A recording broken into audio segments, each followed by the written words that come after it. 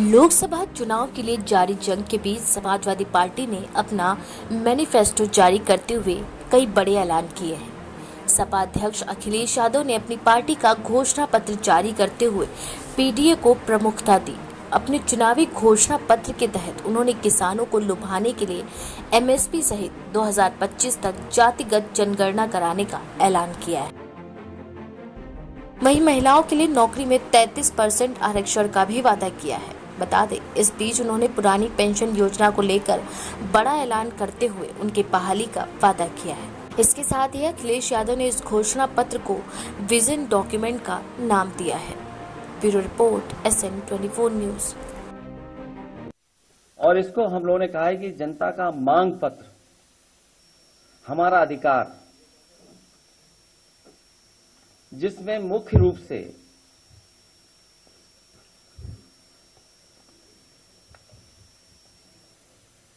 क्योंकि मैं बहुत डिटेल में नहीं जाऊंगा, क्योंकि ये विजन डॉक्यूमेंट है, इसलिए जो मुख्य रूप से बातें रखी हैं इसके अंदर,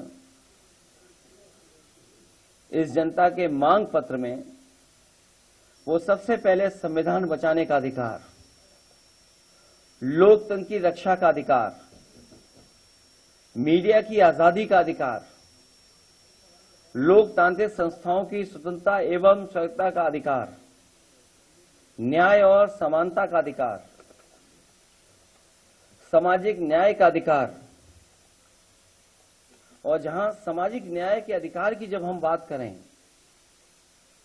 तो वो देश के विकास के लिए जरूरी है, देश की खुशहाली के लिए जरूरी है, सबको साथ लेकर के चलने के लिए जरूरी है।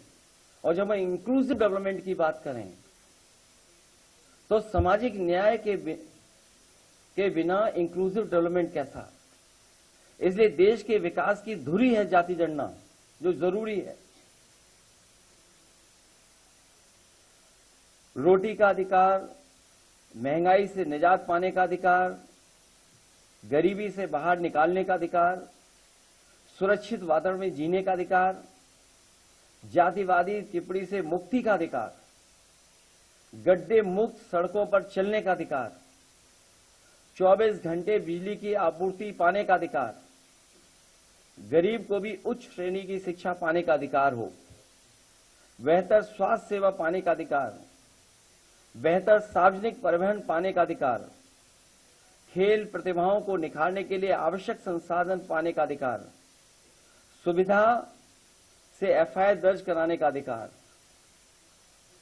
और जहां सामाजिक न्याय की बात कही गई है, वहीं ये विजन डॉक्यूमेंट इस बात को कहता है कि जाति जनगणना में देर नहीं होनी चाहिए। इसके लिए 2025 तक जाति आधारित जनगणना कराएंगे। इसके आधार पर 2029 तक सबको न्याय एवं हिस्सेदारी सुनिश्चित की जा सके। किसान कल्याण को लेकर के दुग्ध सहित सभी फसलों के लिए एमएसपी की गणना स्वामीनाथन फार्मूले के तहत हो, और जो फार्मूला दिया गया है C2, उसी के तहत किसानों को एमएसपी मिले। इसके अधिकार की बात ये विजन डॉक्यूमेंट करता है। इस देश के किसानों ने बहुत आंदोलन चलाया। पंजाब, हरियाणा, उत्तर प्रदेश या देश के कोने कोने से आए हुए किसानों ने समय समय पर सरकार से एमएसपी की मांग की, लेकिन इस सरकार ने हमेशा उन्हें अपनी ताकत से वापस करने का काम किया।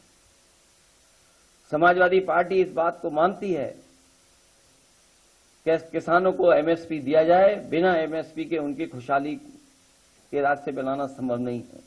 इसके लिए कानूनी गारंटी के रूप में सभी किसानों को एमएसपी उपलब्ध कराने का काम समाजवादी सरकार या समाजवादी लोग जब कभी सरकार में होंगे उसको लेकर के करेंगे।